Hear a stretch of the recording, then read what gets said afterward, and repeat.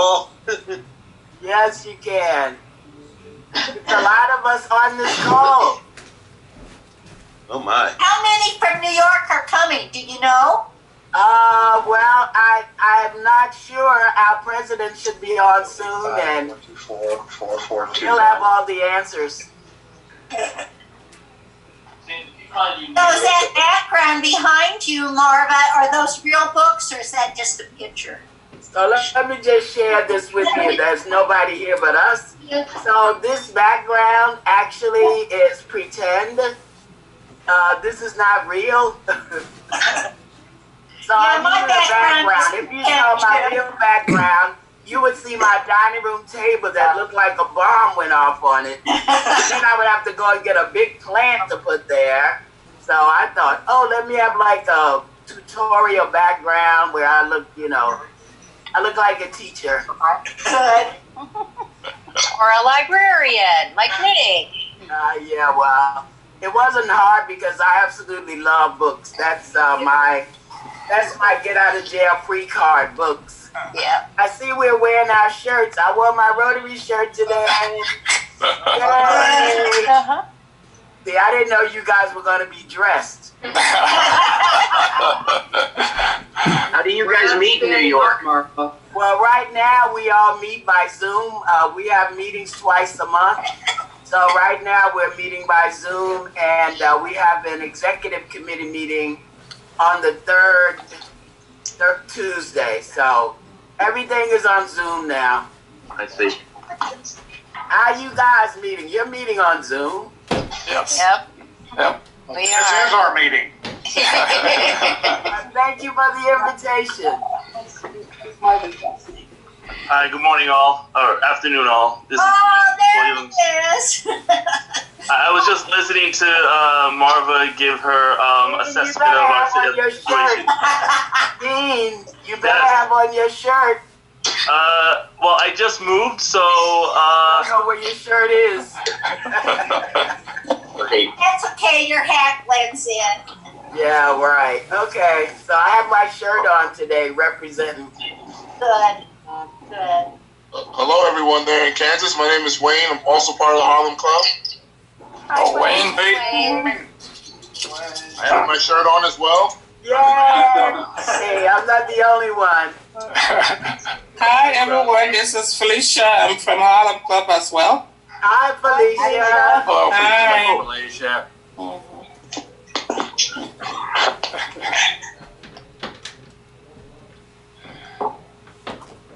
I think Dean went to go put his shirt on. Find it. I think he was feeling guilty. Yeah, I'm feeling guilty too. Uh-oh.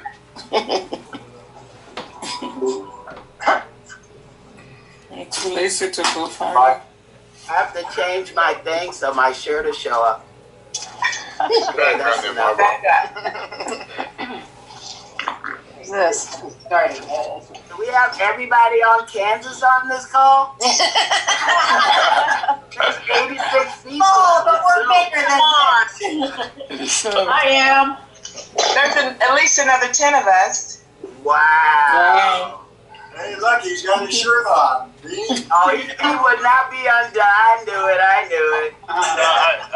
well, so after this, I have a lot of cleaning to do in order to find it. But it's always close to my heart. Who's the baby in the background? 90.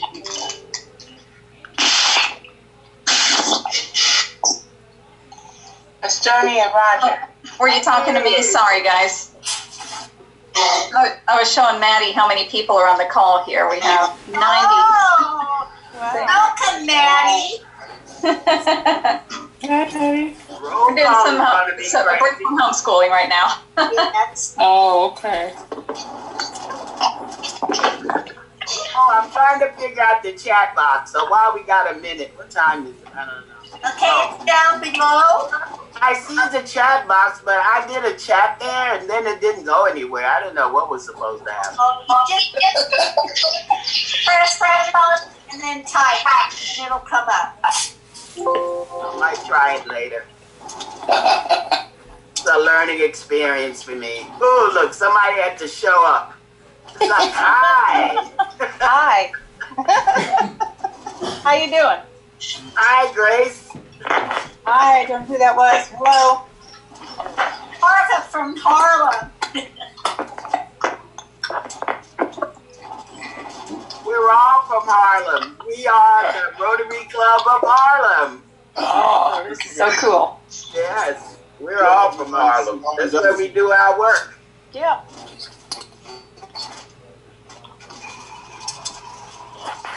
Holy crap. Well, it seems to be pretty steady at 100. So I think with that, we will go ahead and start the meeting with the Pledge of Allegiance. I pledge allegiance to the flag The United States of America. to the republic which stands one nation God, invisible, justice for all. And justice For all. for all. Well, good afternoon, everyone. This is a very exciting day for us Kansans to have joined with you all from the team. My name is Joni Underwood, and I am the president of the Rotary Club of Topeka, affectionately referred to as the Downtown Club. And with that, I'm going to ask everyone to put their mute button on. If you have a question, then I ask you to just type it into chat, and between Dean and I, we will manage the questions. And that way, there wouldn't be so many interruptions. Now, I haven't seen Jason. Is Jason on? I am here, Joni. Oh, great, great. Jason is the district governor for our District 5710, and he's going to give us a welcome. Yeah, I'll keep it very short and sweet, but I think this is fantastic, exciting. We've started doing district-wide meetings every couple of weeks, and this is not a district meeting, so thank you very much to the Topeka Rotary Club for inviting the rest of District 5710's Rotarians on the call. 5710 is basically the eastern third or the northeastern portion of Kansas, so I see names across the screen from all across our area here, so we're happy to be able to join you. And again, thank you very much both to the Rotary Club of Harlem and to Joni and the Rotary Club of Topeka for inviting us all on the call today. Well, we're thrilled to have you, and it's really going to up our attendance numbers, so I'll have to do this a little bit more often. So welcome, everyone. And Dean Williams, who is the president of the Harlem Rotary, was very tactful in telling me that he needed more than 20 minutes for his presentation. So I think we'll just turn this over to Dean for them to share with us their experiences. And I will again ask everyone to make sure that their mute is on. And if you do have a question, just send it over in chat, and Dean and I will manage that. Okay. So thank you very much. Thank you for having us here today. We are very excited when we received the invitation. And can everybody hear me okay? Thumbs up? Okay, thank you. So one thing I'd like to ask is if there are any questions, before you ask your questions, just write question before your question. It makes it easier for people to pick it out in the everyone group chat. So the main thing I wanted to discuss, I wanted to talk about some of our experiences here in New York, some of the things that we've been doing. Also give some of our healthcare providers on our team, Marva, who you've all met. She can also give you an overview of what she's seen that's been happening on the healthcare front. Give you an understanding of some of the projects that we've completed and the projects that we have going forward. and to answer any questions that you have regarding what's it like in New York right now, what have we done overall as the Rotary Club of Harlem. If you want to know anything about Red Rooster, we can answer questions about that too. So I'll start with my experience so far with the COVID crisis. So I mentioned to a lot of people I had COVID. So about 5 weeks ago, around like it was April 14th. It was like on a Sunday. I was riding. I came home and I had a headache, and I didn't know why I had a headache. So I thought, you know what? Let me go outside and ride my bicycle. So I rode my bike around New York City. I did like 22 miles. Yay me!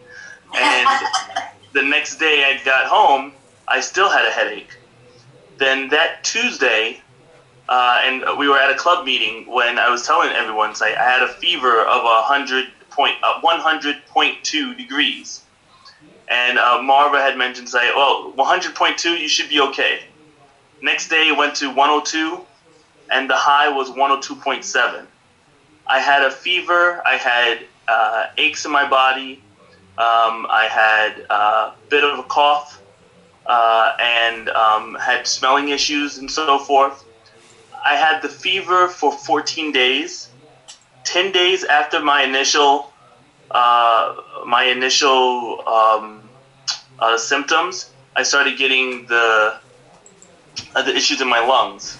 So I called my doctor up, and she prescribed me some medication. After a couple of days, and it still kept coming on, she prescribed some medication for me.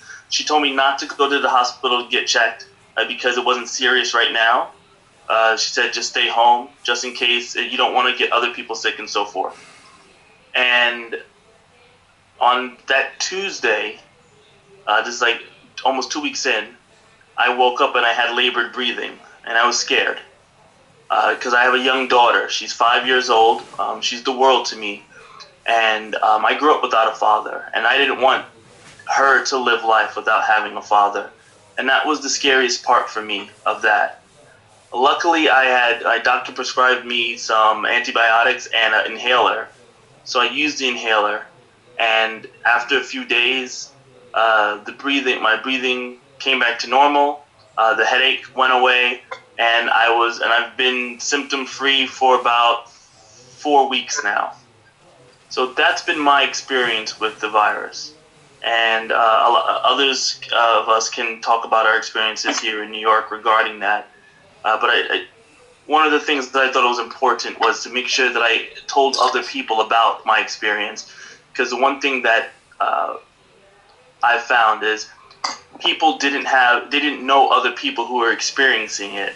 And so there's that feeling that it's not real, it's only happening in New York, it's not something that that we need to be bothered by or concerned with.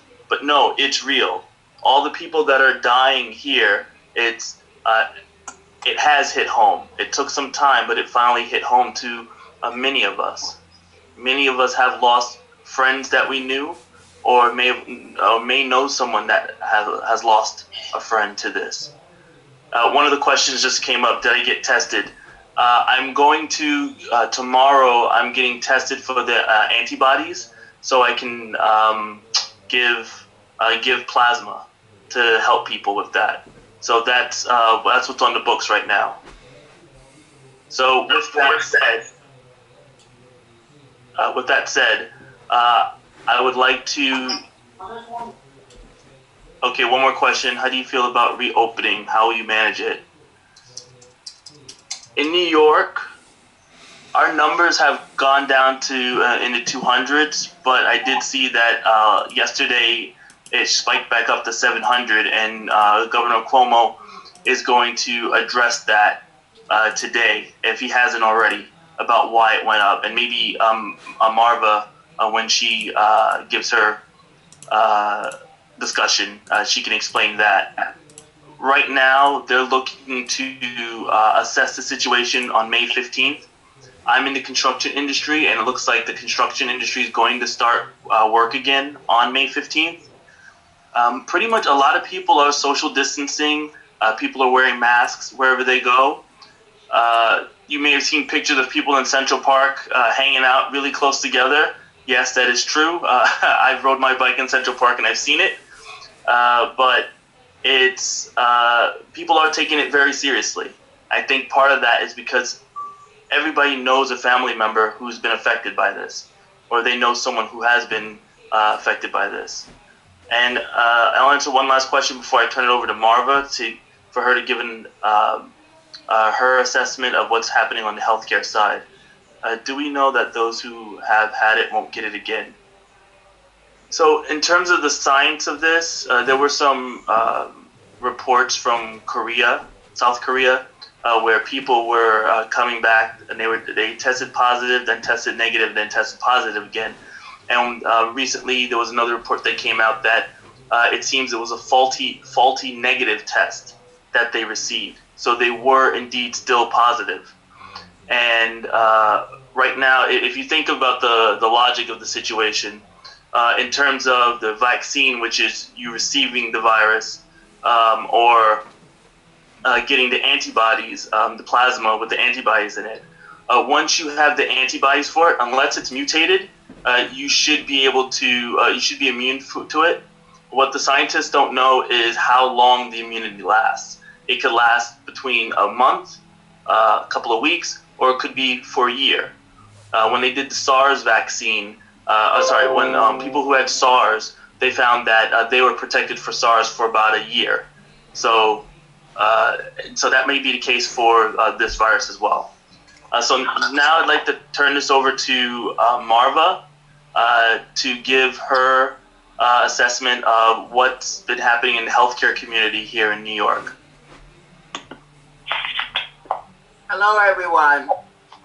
Hello. Hello again, Kansas. Hi, Mama. I love your hair.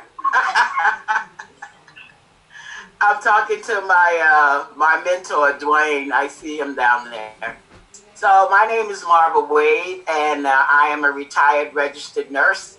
I worked at Mount Sinai Hospital in New York City, which is a major metropolis as far as hospitals are concerned, for 45 years. I've been retired for a few years.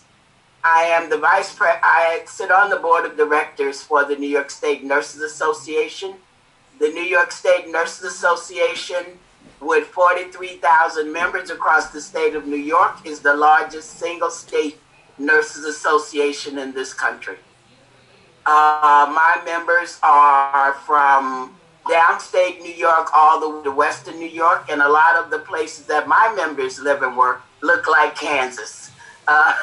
They have cows and, farms. I live in New York City, so I have a different view. High risers.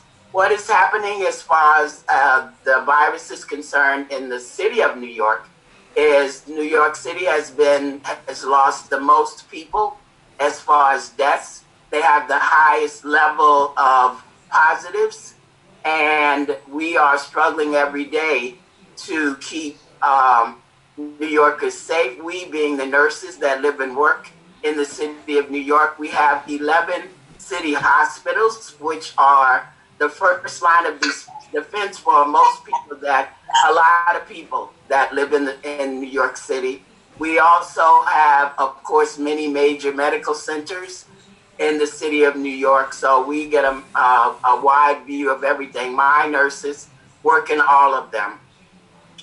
The problem that we're having now, as far as what's happening in New York City, my members continue to complain about the fact that they don't have enough PPEs. PPEs are personal protective equipment.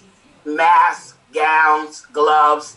It has been a constant battle. And if you know the history, the day that the governor closed New York, everybody had to stay indoors. Nobody was allowed out. Even if you go out now, we are still closed. You do not go outside without a mask. You do not go outside within 6 feet of anybody else. And if you think you're going to be within 6 feet, you keep your distance. They keep their distance.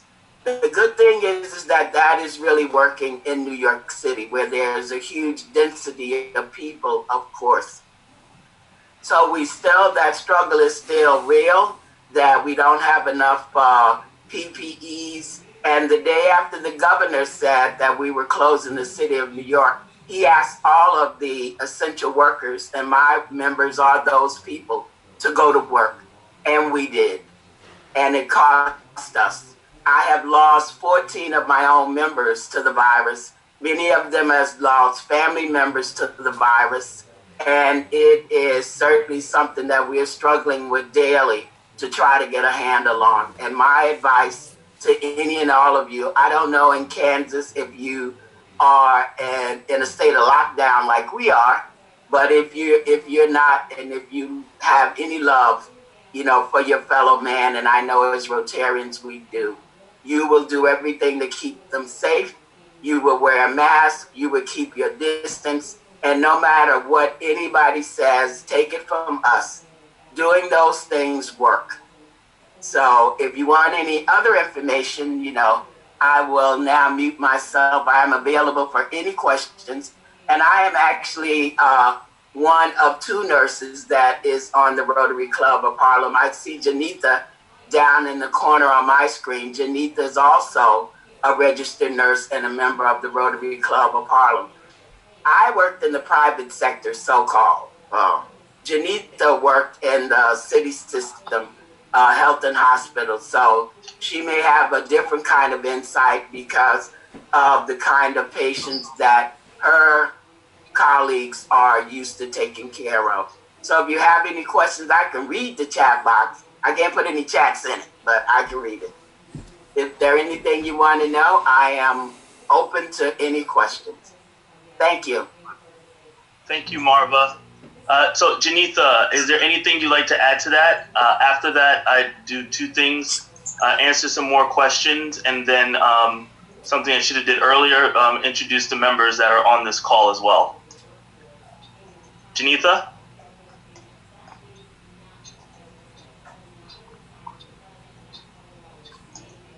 Are you there? I think Marie is looking for her, maybe she needs to be on unmute. Yeah, she's currently on mute, and her name is references Janet. On mine, she's page 305. Janet. But I know they shift for everybody, but it says Janet, although her name is Janitha. Yeah. Okay. I guess I'm unmuted now. Okay, great. Thank you. One thing I would say that's very important is that people need to wash their hands thoroughly. So you need to stock up a lot on hand sanitizers, even some Clorox and water solutions that you may need to use on your doorknobs, refrigerator doors, your light switches. Those are important. The other thing too that we find here in New York is that people are walking around but they're not using their mask properly. People have to be taught how to use a mask properly. It has to be spread and cover the nose and mouth, not under the nostrils, but over your nose and your mouth thoroughly.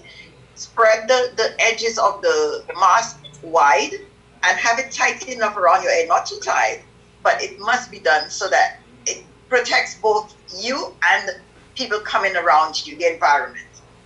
That's what I would have to say. Thank you for hearing me. Can I ask a question to Jenny? Is it Jenny? Yes. Yeah. Okay. She talked about PPP item shortage in New York and probably in other states. But our president said that we have enough PPP item in USA. I'm one of the suppliers. My company also supplying PPP item in USA, and I also did in the state of Kansas. So I just need to know, is that a budget issue or is that the supplies issue? Because there's lots of supplies in overseas. So we are bringing from other countries right now and helping and giving whoever they place orders. So I'm not sure that every time I heard news that PPP item shortage. So and I don't see that every state has any issue with the budget.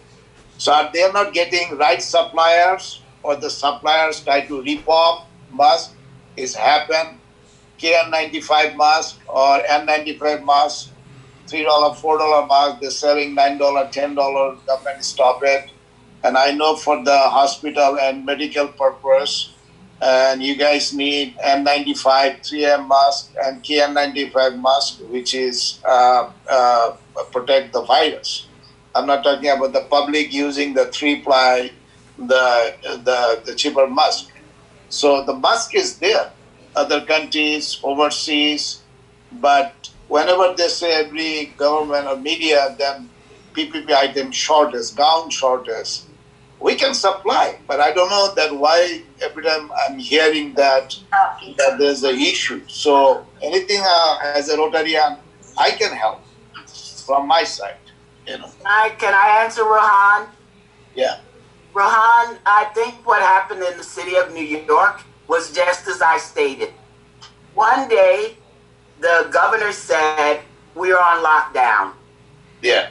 Same breath, he said, everybody go to work. All frontline workers, especially nurses, doctors, respiratory therapists, not one hospital in this city was ready.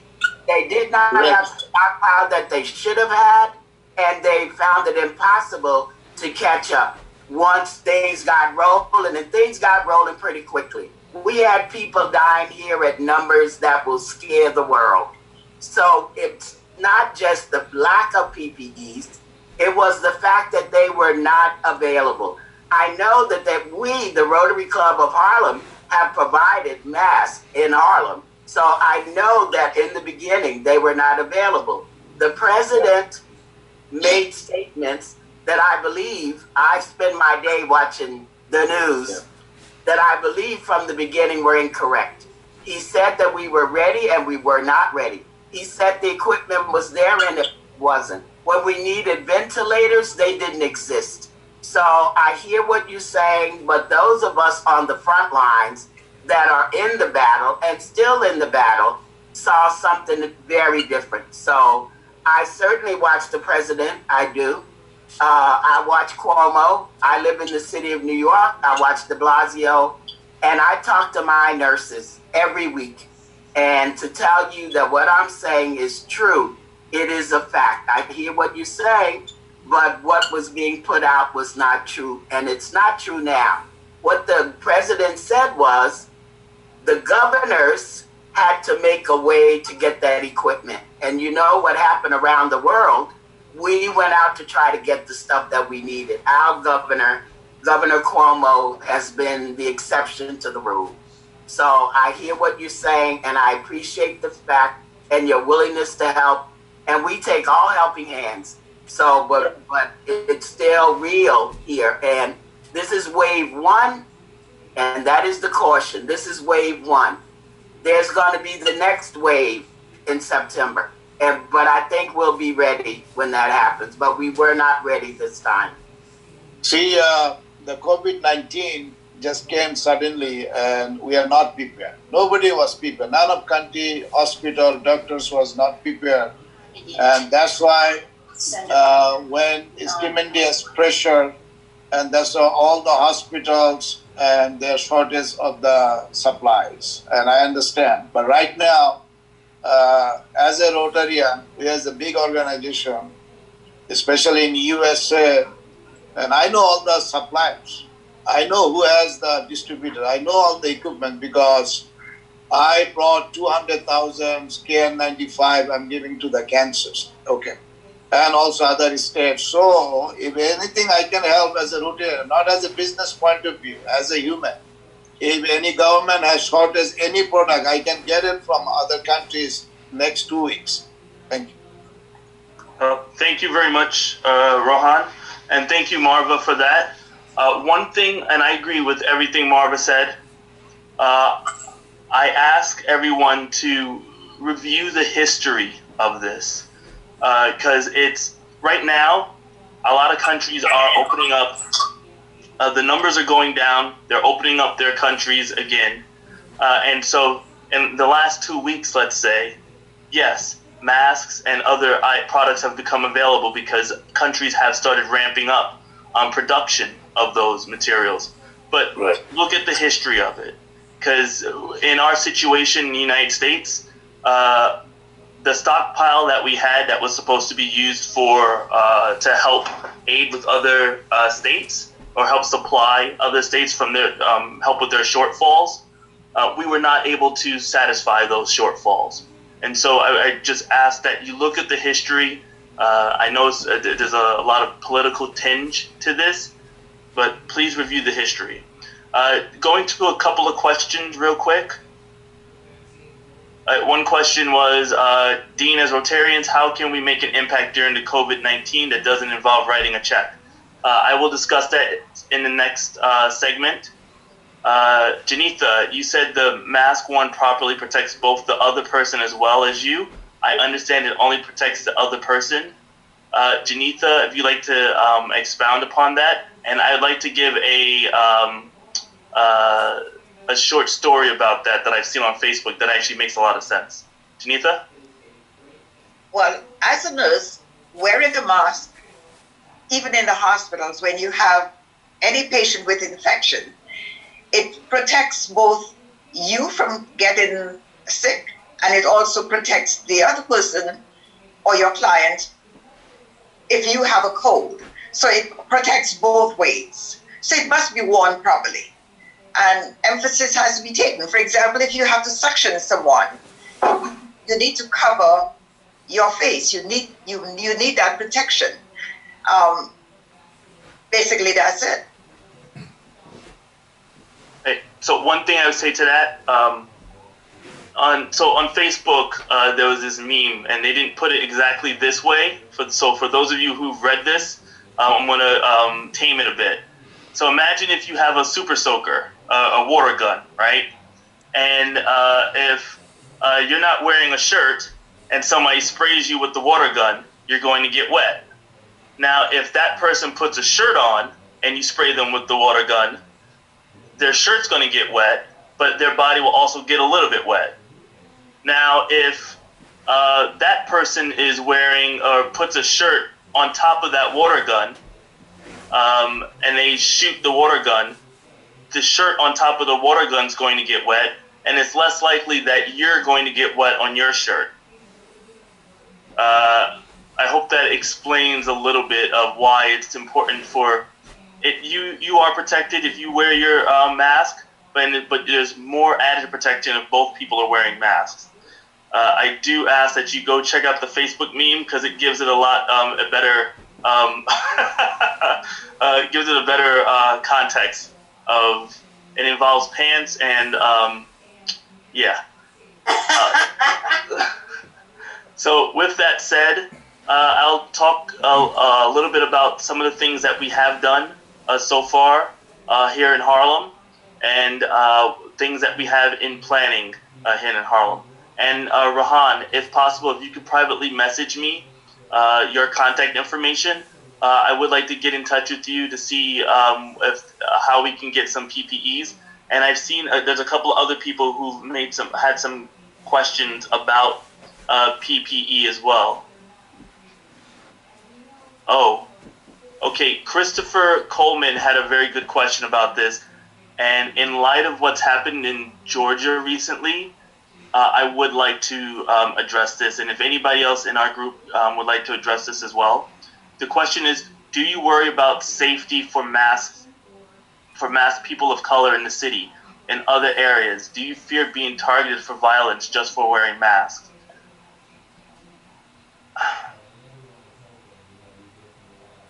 Yes. Long of the short of it, yes. This is Marva. I think that it's already been demonstrated that is already the fact in New York City. That it seems that many of the people that are being targeted, we're being told to wear a mask. But I have nieces and nephews, and they're out in the street. They're in their masks, but they have told me that they and their friends are being targeted because they're wearing masks. So even though we have to wear a mask, you're a bigger target if you are wearing masks and if you're a person of color. I think that's something that we're going to have to get over as a society. You know, we're all mass marauders now. So anybody could be that body. So it certainly is a fact that I can attest to from my own family. And there's some brothers on this call, Dean and Wayne, you know, I mean, they're brothers, so they may have had a different experience. So as a triathlete, so I'm training for 70.3, and I've had to run with my mask on. And so before I got sick, part of my concern was that. But I went out of my way to make sure that people knew that I was training. If I was running, I would wear my my bright colored jackets or my running gear to make sure that people they couldn't make the mistake that I was running. I went to South Carolina last Thanksgiving for Thanksgiving, and I realized while I was running, I got nervous. I was very nervous while I was running. And I made sure that I smiled and had the correct equipment on so that people knew what I was doing and that I seemed less threatening. So it is something that people... we're mindful of it. I'll say that much. We're very mindful of it in everything that we do. And we try to make sure that there's no mistake in what our intentions are. Growing up, you could walk down the street and if there's an elderly person walking the same block as you, people will cross the street or they'll clutch their purse. And it hurts. It hurts when you see that. It hurts when you walk by a car and you hear somebody click their, put the lock on when you're doing that. I mean, I'm an engineer. That's what I do for a living. I like science. I like math. I'm a nerd. I'm probably the least likely person to get into a fight or a violent confrontation. But that's still what is seen. It's not the individual that people see sometimes. It's what they're told to be careful of. So I don't want to. But if you have questions about that, we can talk more about that. I just want to start. Wayne, is there anything? Wayne or Dwayne, is there anything you want to add to that? No, I think you said it all there. But thank you. So I give you an understanding of things that we've done so far. So we started a GoFundMe for the Salvation Army Harlem Corps. And so we initially had a district grant that we were going to put towards a health care program or health fair that we were going to throw. And so we asked the district if we can repurpose that matching grant towards funding, providing funding to Salvation Army during the COVID crisis. They do hands-on food deliveries to people in need. They prepare meals for people who are in need. They do a lot of services for people during this time. They provide PPE. We donated 200 masks, 200 masks and 11,000 pairs of gloves to the Salvation Army of Harlem. We received a donation of $5,000 from the Bronxville Rotary Club for the Salvation Army Harlem Corps, and an additional $5,000 went towards them as well.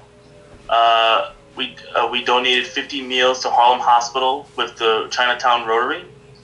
We donated with the emergency fund, the emergency district grant we received. We donated $673 to Iris House, and which is a organization that focuses on people with HIV and their children, and then St. Mary's Episcopal Church, which also has a food pantry for people in need. I gave interviews to WNYC, which is a radio station here, and the Christian Monitor about the work that we've done as Rotary and my own personal experience with COVID. And we've sent out information to people about the small business loan procurement and how to procure those, mental health awareness during this time, Zoom fitness challenges that our district has been sending out to everyone. We worked with one sandwich at a time and donated 117 sandwiches to the Salvation Army. Dwayne, who's on this call, he's helped with providing a donation of a cargo van to the Salvation Army, and he's been instrumental in both setting up the meals to Harlem Hospital and one sandwich at a time. And right now in planning, we're working on doing a 100 sandwich program with one sandwich at a time. And so each person in their own home will make 100 sandwiches, and then those 100 sandwiches will be distributed to pantries in their areas. It's something that we could also all work together, even in Kansas. If you know a food pantry and you can get the products to make peanut butter and jelly sandwiches or any type of sandwich that you want, you can do that. Send some photos to us, and we'll submit that to one sandwich at a time. That could be we can call that a cooperative Rotary Club project. We're also going to purchase masks with pamphlets showing the proper way to wear the PPE masks. There's an interesting video running on social media right now of a woman. She shows how to actually take the blue and white masks and how they're supposed to be properly folded and put around your face, so that the sides are not open, so that they seal up against your face. It's a really good video to watch. We're going to donate an additional 50 meals to Harlem Hospital. Right now Harlem Hospital has an overabundance of food now, so we're looking at a senior citizen center or to send that to. We're looking at ways where we can plan an event that focuses on children's needs, how we can help them get the information that they need or the material they need to continue their education. We're planning a financial literacy event to discuss how to live or financially plan during this epidemic. And working on some service events with Salvation Army to provide guidance and additional service to those in need that cannot receive help through conventional means. What that means is, and this is an idea that that came up with the Bronxville Rotary Club, where there are people who are maybe immigrants here, and they might not be eligible for food stamps or other social services that we have, Social Security or unemployment. And so they have nowhere to turn to receive aid during this time. And so some of the Rotary clubs are putting funds together to help those people in need. And the Salvation Army is in contact with those types of people every day. And so that's one of the other services that we're looking to do.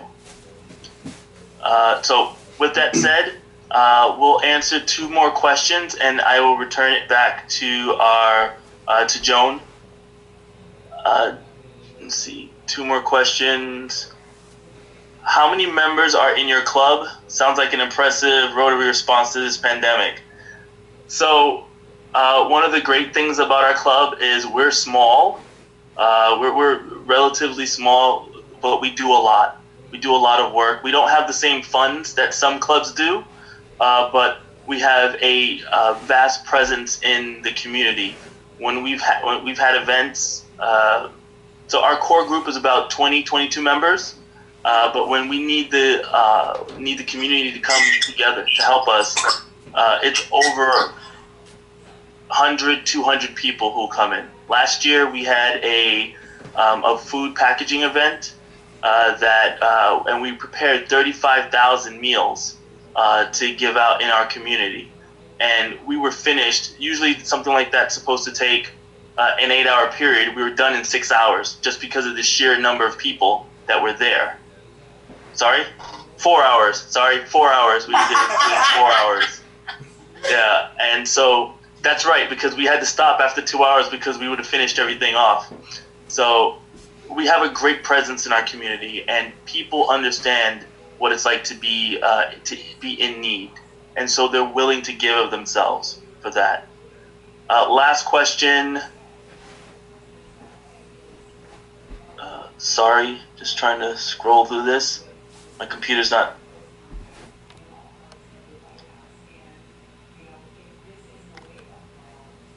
Do we know what the, no. Okay. So, this is a two-part question. What percentage of people, non-medical, are wearing masks? I would say probably 85 to 90% of people. There are homeless people I've seen with masks who are walking around with it. I'm surprised at how many people are. If you go to the parks, though, that number kind of dips sometimes, but just in the street, typically, I'd say 80-85% of people. And the other last question was, having lived in New York in the 80s, I can only imagine the difficulty associated with social distancing there. What are the biggest challenges? If anybody else would like to answer that, or answer any of the other questions. I mean, I personally am not tasked with this issue, but, you know, a lot of New York apartments are small, and people get cabin fever very quickly when you're living in a one-bedroom or studio. That's a difficult thing to ask anybody to stay in for 8 months. 8 weeks at a time. So I think that's probably the biggest challenge from people I know that live directly in the city. You know, I'm fortunate to live outside in Queens, so it's a little bit, you know, more comfortable in that respect, and it's a little less crowded. But I think, I think the social distancing component is tricky just because, again, we live in such close proximity to one another, and people need to get out and get fresh air. So, you know, the parks, as he's mentioned, is kind of a place where people go to get a little bit of that fresh air, stretch their legs, go and kind of get a change of scenery and a change of pace. It's just important that people know to keep the PPE on and keep the social distancing components. And I think that, you know, as we learn this process, I think we're slowly getting better at it. I think there has been improvement. And you know, all the work that the nurses have been doing to keep the numbers low, I think has also given some people a false sense of confidence at sometimes. And I think that's why the trend feel like it's slowly reversing on some level, just with what's reported on the news. I don't always trust the news, but I think we did a really good job transitioning. As soon as we got this significant information and heard the sense of urgency, I think people were pretty good at making that adjustment and staying home using the PPE. As he said, 80% of what I've seen for sure is wearing it and complying. It's just, you know, as the numbers start to go lower and as we feel like it's less of a threat, the potential to become complacent is really there. And I think that's the part we have to be concerned about. And just one more thing I'll mention, my business partner in a separate business I do is OSHA certified. OSHA is the Occupational Safety and Health Administration here in New York, really in the country. They provide a lot of the safety training for construction workers and things of that nature. And so we brought in him as well as a certified EMT to teach about bloodborne pathogens and how viruses transfer. As part of it was what Janitha mentioned, which is putting on the PPE, the mask, using the seal test and the fit test to make sure there's no air, you know, circulating. And I think that, you know, some of those type of trainings for when we go back to work for your staff, for your colleagues, will be very important so that they know not only what to do when they start getting forced to be around people where they can't social distance as much as they like because you're at work environment, but also for workers' rights and employer rights, right? If you are an employee and your employer is asking you to go into unsafe circumstances or situations, you have rights. And there's certain things that your employer is supposed to tell you about who's sick or if there's sickness or illness on your job site, and vice versa for employers, how to make sure that you're protecting yourself and making sure that you're not liable for getting your employees ill. So I think there's a lot of education still to come on how to navigate this thing. But, you know, I'm proud of our team and everything that we've done, and, you know, proud to be a part of this club and the response that we've been able to create. So thank you, guys. Thank you. Can I add something? Go ahead, Marva.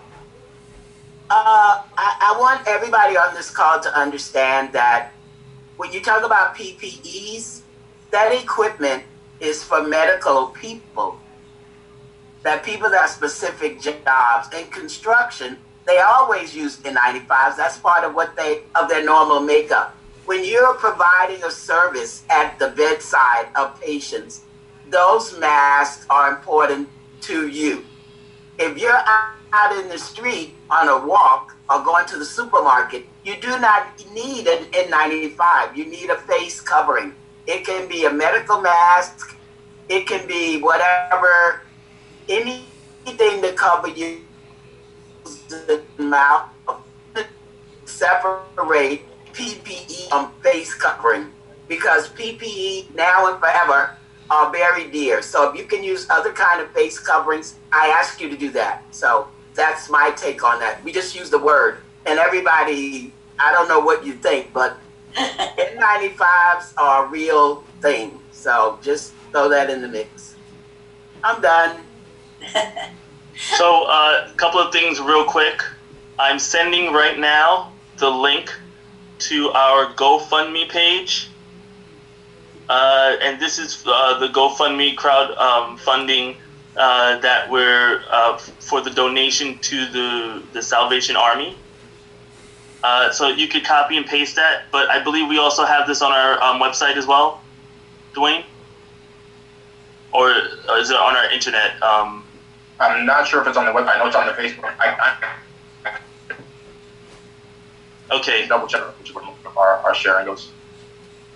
So we could copy and paste this. If we have more time after this, with Joan's blessing, there are a lot of other questions that are coming back, and I would like to just introduce our club, which I'm sorry that I did not do in the beginning. I'm Dean Williams. I'm the president of the Rotary Club of Harlem, 2019-2020, and I'm very grateful for the people that have been able to just the foundation. I came here a few years ago from after my grandmother's passing, and Dwayne was instrumental in supporting my family during that. And he told my grandmother always wanted me to meet him when she was alive. And with just the way life is sometimes, and you get busy. And unfortunately, we had to meet during such a sad time. And my grandmother has always spent 50 years of her life as a nurse, and she's always been instrumental in her community and support, Red Cross and so forth. And so now I'm taking up her mantle and trying to help the community the best way that I can. So I turn it over. I'll just call out the people, and they can give their own introduction as well. So Marva. I have to leave next. So can I Dwayne, go ahead. And then for Marva. Always. Thank you. Go first. And I'm always happy to pass it to my boo. So thank you, Dean. Dean has been a great president, and he's really been doing a great job stepping up into this role that he didn't necessarily want. I don't think anybody's ready for presidency, but he took over from me after I had served my 3 years, and I was ready for a little break. And so I'm really proud of the way he's been handling this role and everything that's been happening for the last year and change. So and my name is Dwayne Norris. I'm a Rotary Club of Harlem member for about, I think, 6 going on 7 years now. Been one of the best things I ever did. I started out as membership chair, and then again they gave me the presidency, and now I get to just lay back and relax as the director of community outreach and engagement. And my job is just to try to keep community partnerships strong and try to find ways for us to share our message, but also share our resources with other organizations. So it's not us alone trying to, do this lift. And so, through this COVID, you guys mentioned, there was a question earlier about how do you make an impact aside from just cutting a check. In the beginning, we couldn't figure that out either. And we're a very hands-on club, and it was hard to figure out how do you have impact when you're not supposed to go outside your house. How do you volunteer from your bedroom or living room, right? It's a tricky thing to figure out. And so we did just decide we're going to cut a check. And that's why we reached out to our district to see if they would allow us to, repurpose and restructure the grant that we had. So that gave us the ability to do $2,500 of our own plus $2,500 of matching funds, and then just reaching out to our partners. So the Bronxville Rotary Club is a Rotary Club that has their own foundation and has their own a reserve fund, you could call it that, with some decent funds in it. We had talked about collaborating on something in a joint venture where they would help fund, because they're a little bit of an older club that doesn't get as hands-on, and we could kind of do the hands-on and be the representative. So that had been in the discussions already for months, and then we figured out how to leverage it for this, where they were able to give us a nice donation of $5,000 to help.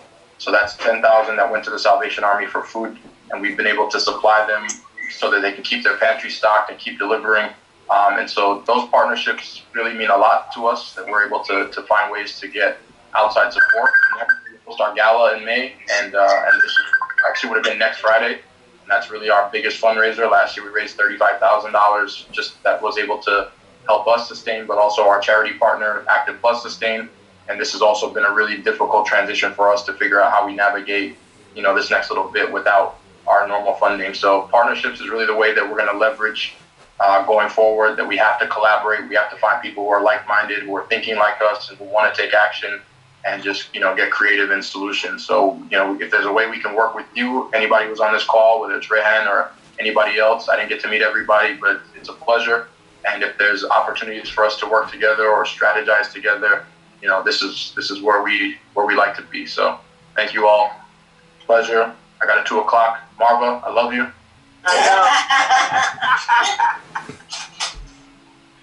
And I would just say this real quick, Marva. I will be quick. I pretty much introduced myself. My name is Marva Wade. I'm a registered nurse. I am very active in my nursing association. As I told you, we are a union. I am a unionist, always have been for a long time.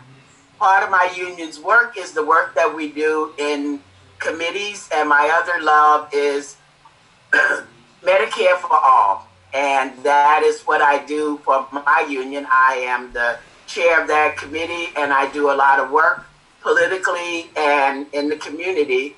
I am also the chair of our political action committee, so I get to dive deep into politics sometimes. My default to Rotary, which is what I say, I default to 2 things. My first default is to nurse, and my second default is to Rotary.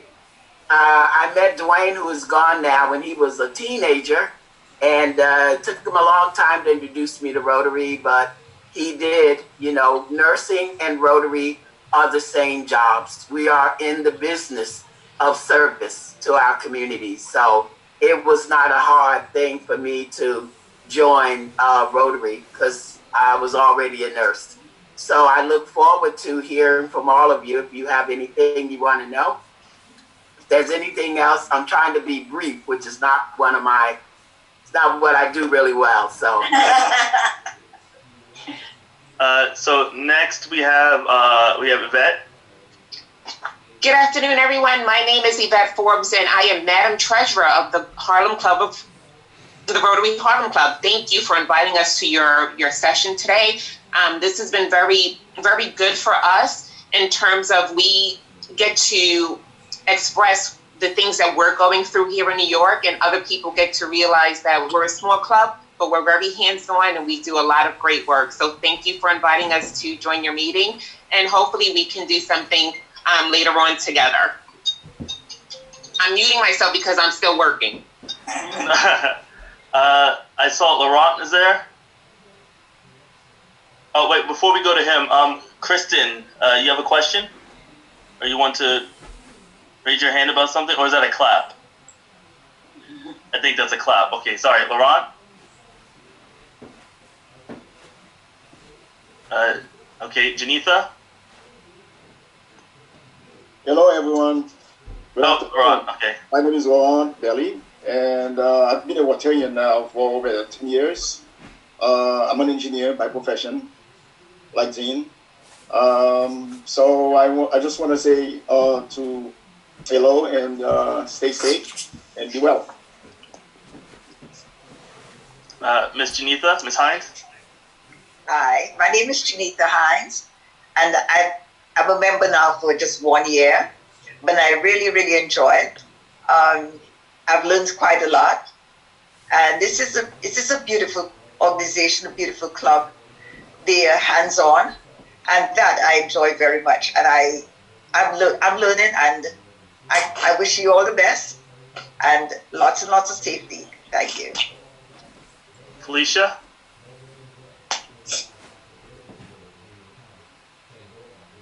Felicia? Oh, yeah, I'm here now. Oh.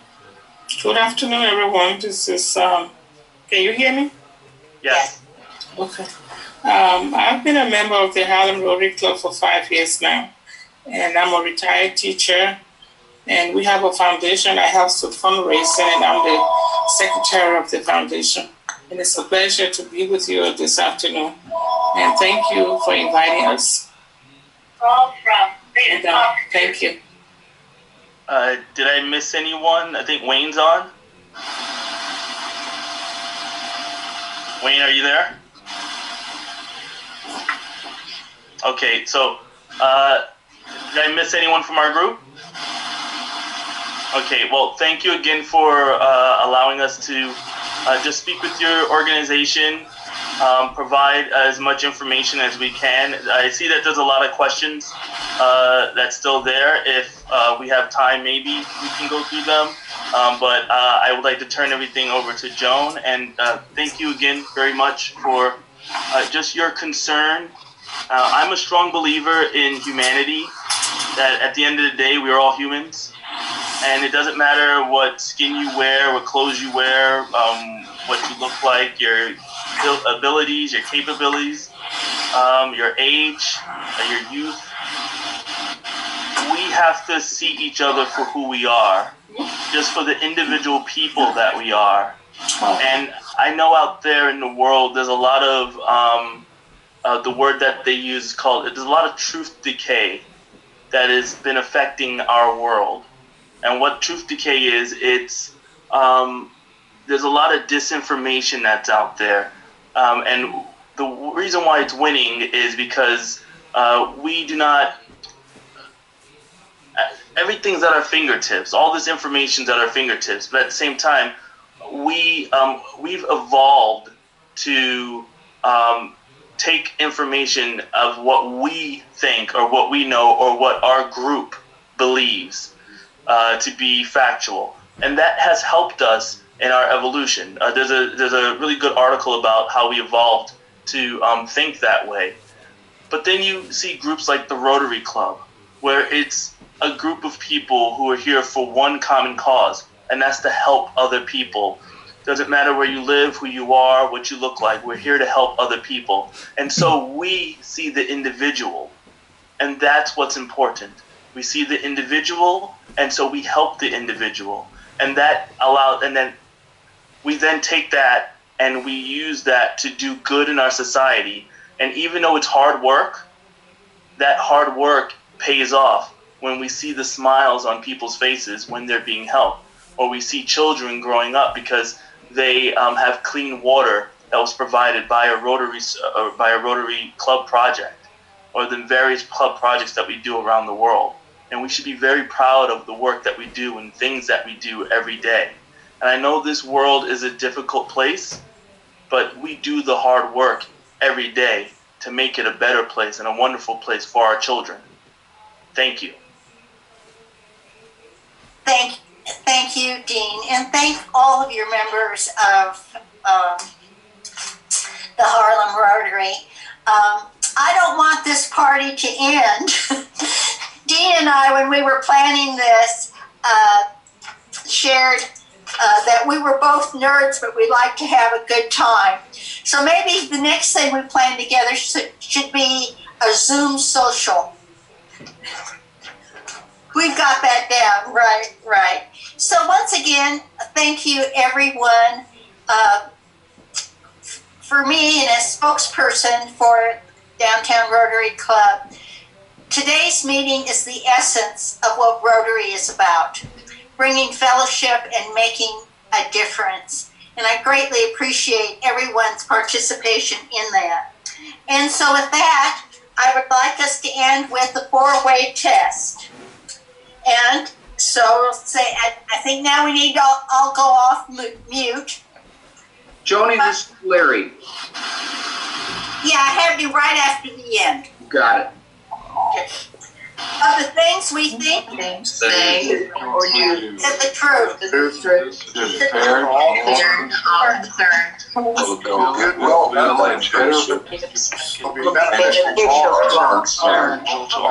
will it be fun? Will be fun. Yes, it kind. So thank you all, everyone. Thank you. And we'll wrap up you. Thank you, have a staff, everybody. Bye, Larry. Bye, everyone. And thank you so much for hosting this and inviting all of us to participate. And Jason C., thanks. Hi, Dick. Okay, bye. All right, see y'all later. Bye-bye, Kansas. Bye. Thank you so much. Bye. Thank you all. Thank you. Bye, New York. Bye. Bye, everyone. Okay.